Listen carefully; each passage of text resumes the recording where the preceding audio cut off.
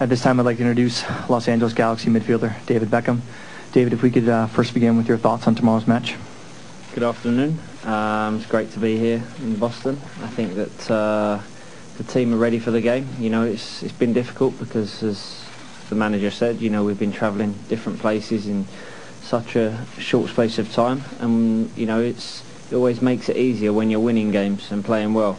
And we haven't really, obviously, done that, especially win games. And you know, we've played well in different spells of the game, but you know, it's a lot easier when you're winning games, and at the moment we're not. So it's important that we get off to a good start tomorrow. You know, a quick pace from the start of the game, and then continue and try and get the win that we need.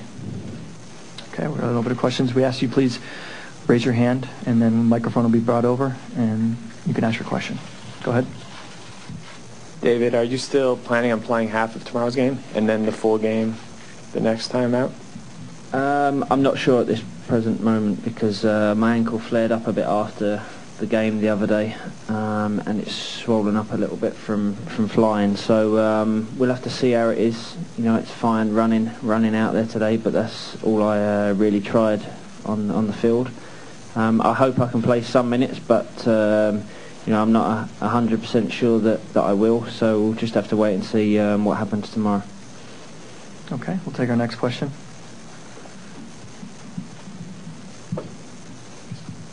David, what was your opinion of the synthetic turf out there, and how much experience do you have on a playing surface like that? I don't have much experience of playing on it. You know, I've trained on it. I've got my academy pitches in London with it on, so you know, I have kicked around on it before, but I've never played a competitive game on it before. But you know, the surface actually looks really good out there. You know, it's better than the Toronto field the other day, but you know, it's different, but you have to deal with it. You know, it's part of the MLS, and you know, we have to come to terms with that, and you know, I'm sure it'll be fine. Okay, we're going to take our next question. Hey, David. How does the challenge of getting the Galaxy into playoff contention compare to the challenge in La Liga? It's a different system here with the playoff system. I think it's another challenge that obviously I've never experienced before, because it's my first time playing the MLS, first time playing for the Galaxy, and at the minute, you know, we're not in an ideal position. You know, not in an ideal position to make a push for those positions. But you know, that's what we're working towards. That's what we want to achieve, and we need to achieve that because we're a club with a big name.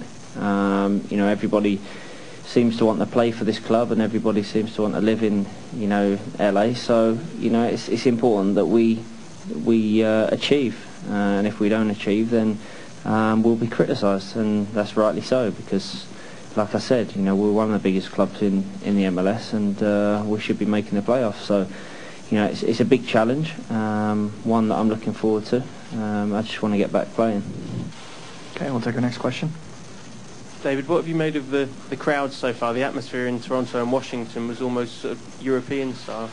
Yeah, no, that's one of the things I said, especially after both games. To be honest, you know, Toronto was great. You know, the people showed me a lot of affection, and some parts of them showed me a little bit more of affection. But you know, it was nice because I've had a great reception in every place that I've visited so far. The other night was incredible in Washington. You know, almost 50,000 people, and you know, to get a crowd like that, I think is great, not just for our team, for myself, but it's great for the MLS. You know, that's the sort of interest that we need to have in this sport in this country, and we hope it continues because, you know, I believe it's the best sport in the world, and you know, we need to convince many more people that it is. So you know, we're off to a good start, and I have to thank the people for the way they've treated me so far in every place that I've visited, because like Frank said, it's been incredible. Okay, we'll take our next question.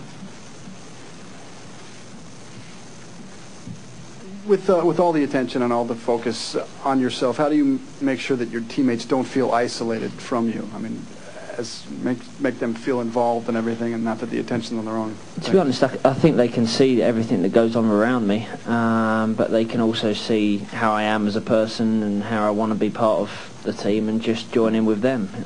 That's the way it's always been for myself, and that's obviously the manager's job and the coaching staff's job to make sure all the players are involved, and they do a great job with that. There's nothing that I can do about the attention. I'd never complain about it because it's part of my life, and it's an honour to have so much attention on myself. But I've fitted in with the players well. I seem to be getting on with them really well, so there's not a problem. Great. We'll take our next question. David, how important is it to you to show the American fans the real David Beckham, if you will, a healthy David Beckham, and what you can still do on the pitch? Well, I think they know and realise what I can do, but obviously with my injury, I haven't been able to get out on the field and actually show it. I think that's the next thing for me to achieve. The next thing for me to achieve is to get myself fully fit, and once I've done that, then people will see what I can do. But I have to be fully fit to perform. That's the way I've always been in my career. I've always needed to be, physically well and mentally well, and to play soccer, and that's what I'm trying to achieve now. Okay, we'll take our next question. David, does the thought of another sellout crowd actually put more pressure on you personally to actually have to get on the pitch? No, not really. For a start, if we can get a sellout crowd, then it's great for us, great for our team, great for the players, because it's great to experience that, and also great for the league. I don't feel any pressure. I want to play in the game. If I don't play in the game, it's not because of not wanting to be out there and not wanting to please people and feeling the pressure. I want to be out there playing. It's what I do. It's what I love doing. But if I don't play, it's for a good reason. It's not just because I'm being soft. Okay, we'll take our next question. David, I'm just wondering, there's a lot of attention on you in America, obviously, but coming from Madrid, do you find you actually have more freedom in Los Angeles because you're less well known than you were in Europe? And I was also wondering if there's any days when you wish you weren't David Beckham, you wish you were just Joe Bloggs, the footballer.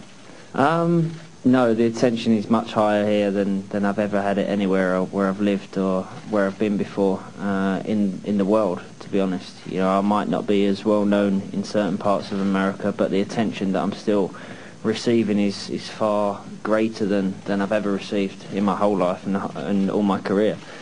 Of course, there's the odd day where you wish that you could have some privacy. Those parts of the days are when I'm with my children. I've always said that this that surrounds me and my family and my wife